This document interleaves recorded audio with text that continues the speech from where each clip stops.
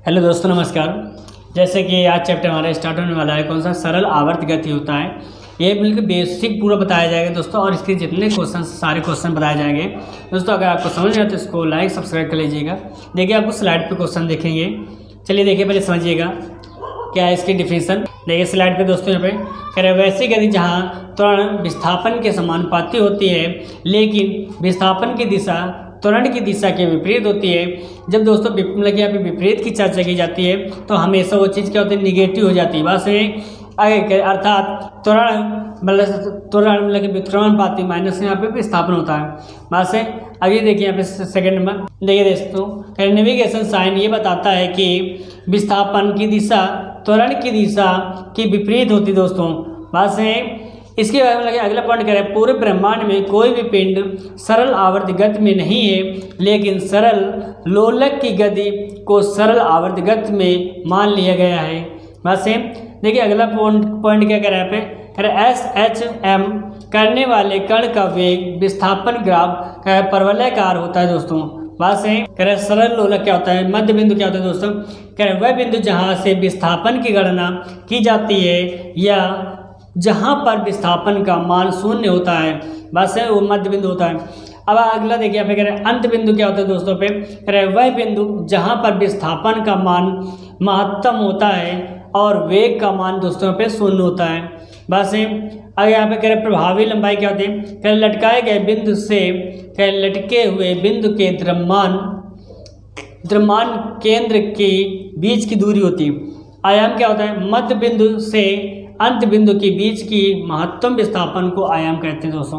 कह रहे प्रत्यावन बल क्या होता है, प्रत्यान बल क्या होता है, कह रहे वह बल जो वस्तु को पुनः अवस्था में ला देता है। बस तो काइनेटिक एनर्जी बराबर होता है 1/2 mv²। बस में देखिए कह आवर्ती गति क्या होती है दोस्तों पे, देखिए कह वह गति जो निश्चित समय अंतराल में ये बार बार दोहराई जाती है। जैसे एग्जाम्पल्स में कहे झूले की गति, घड़ी की सुई की गति, बस पेंडुलम, ये सब एग्जाम्पल्स हैं।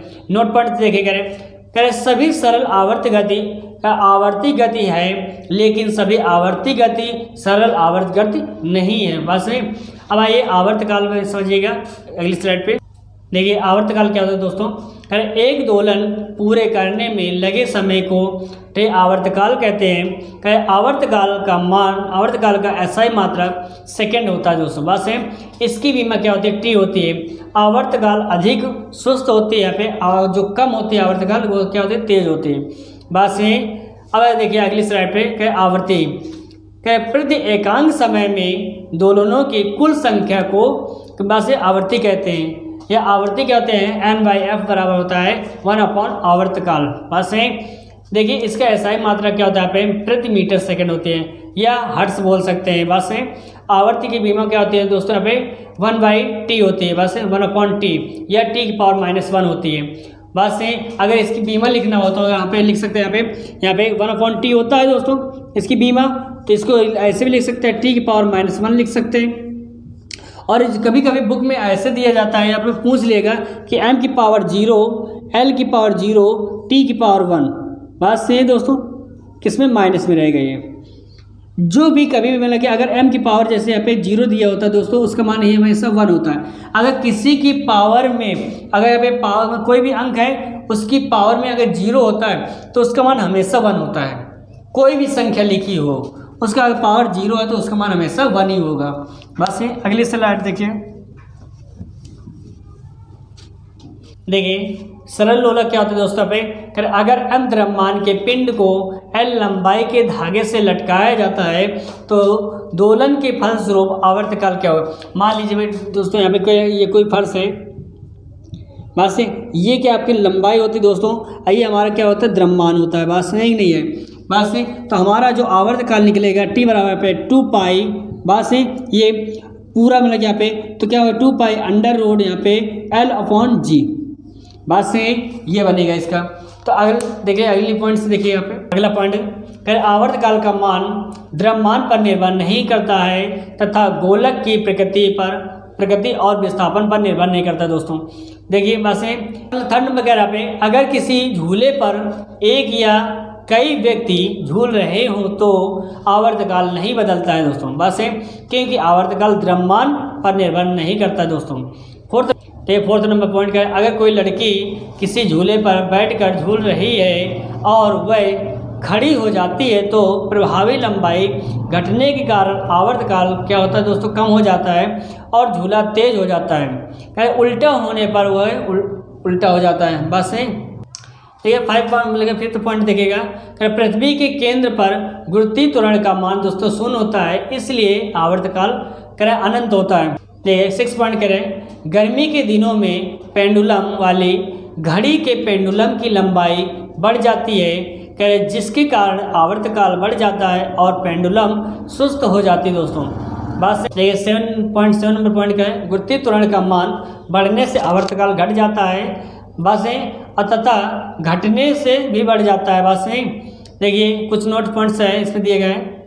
देखिए नोट पॉइंट्स देखिए यहाँ पे, कह रहे किसी स्प्रिंग वाले लोलक का आवर्तकाल दोस्तों यहाँ पे कह रहे माना कि किसी स्प्रिंग का स्प्रिंग नियतांक है तथा उससे लटके हुए पिंड का द्रव्यमान m है, तो द्रव्यमान क्या होगा दोस्तों यहाँ पे कह रहे t। बस है t बराबर यहाँ पे 2 पाई दोस्तों यहाँ पे अंडर रूट बस है m/k होगा दोस्तों। बस है कि जो हमारा यहाँ पे नियतांक होता है।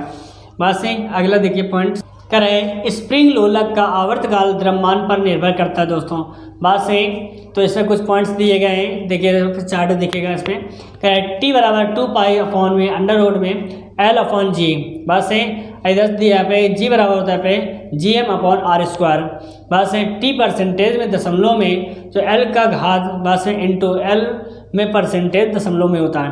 बस है 1/L में परसेंटेज बदलाव में होता है। बस है ये कुछ पॉइंट्स दिए, इसको देख लीजिएगा आप। आगे देखिए यहाँ पे, देखिए दोस्तों ये चैप्टर आपका मतलब कि बेसिक कंप्लीट हो गया है। अब आइए इसकी क्वेश्चन प्रैक्टिस करा रहे हैं। देखिए पहला क्वेश्चन देखिएगा, आपको स्क्रीन में देखिएगा।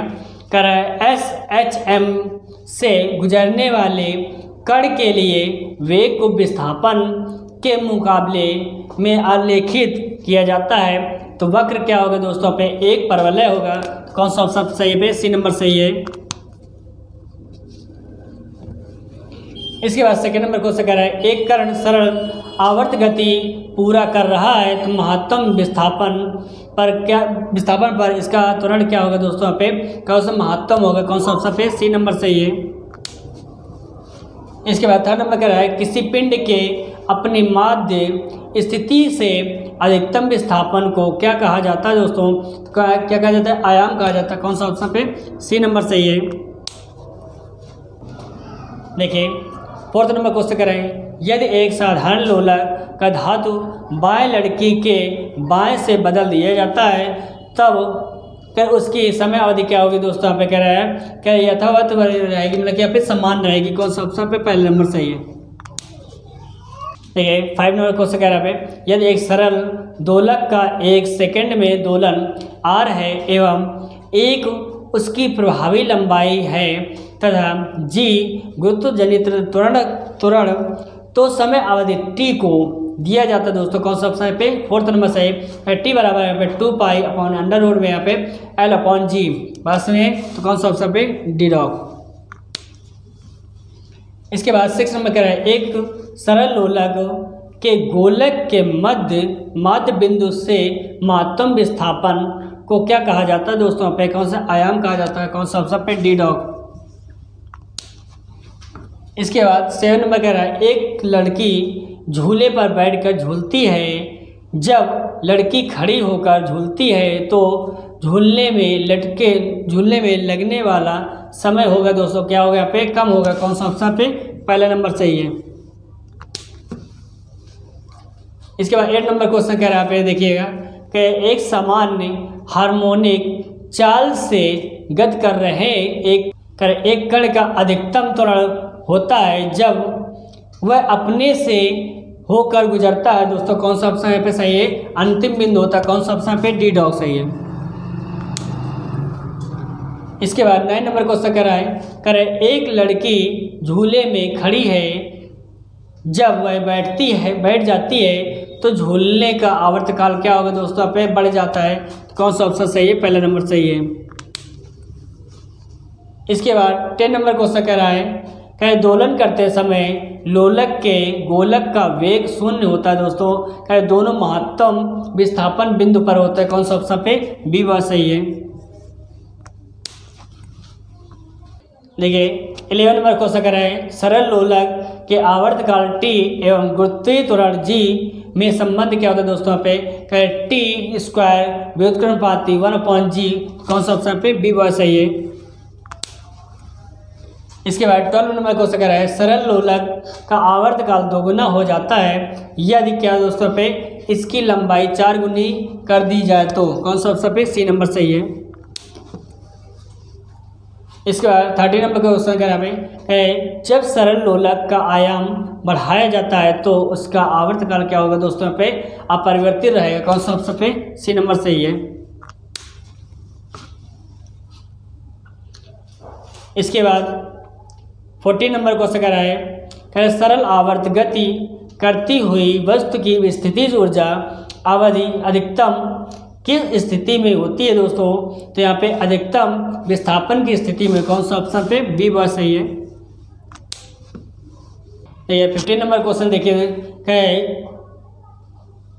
जब एक सरल लोलक का गोलक खोलता है एवं पानी भरा है इसमें एक छोटा बारीक छेद करके इसे झुला दिया जाता है तो इसका आवर्तकाल क्या होगा दोस्तों? यहाँ पे हमेशा यहाँ पे पहले बढ़ेगा फिर घटेगा उसके बाद पुनः पूर्व के मान पर आ जाएगा। कौन सा ऑप्शन पे? डी डॉग सही है।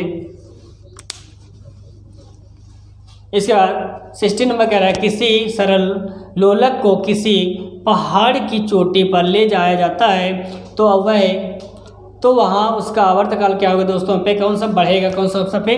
बी बहुत सही है। देखिए 17 नंबर क्वेश्चन कह रहा है किसी घड़ी के लोलक की लंबाई बढ़ाए जाने पर क्या होता है दोस्तों? कह रहा है अवधि बढ़ती है वह घड़ी पीछे हो जाती है। कौन सा ऑप्शन सही है? पहला नंबर सही है।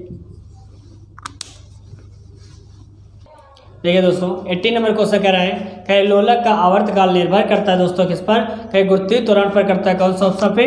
डी डॉग सही है हमारा।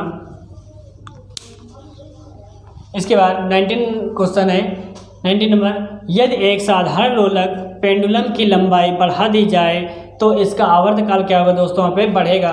तो कौन सा ऑप्शन सही है? पहला नंबर सही है। देखिए दोस्तों ये आपका चैप्टर कंप्लीट हो गया है। दोस्तों अगर आपको समझ में आया तो इसको लाइक सब्सक्राइब कर लीजिएगा। Thank you.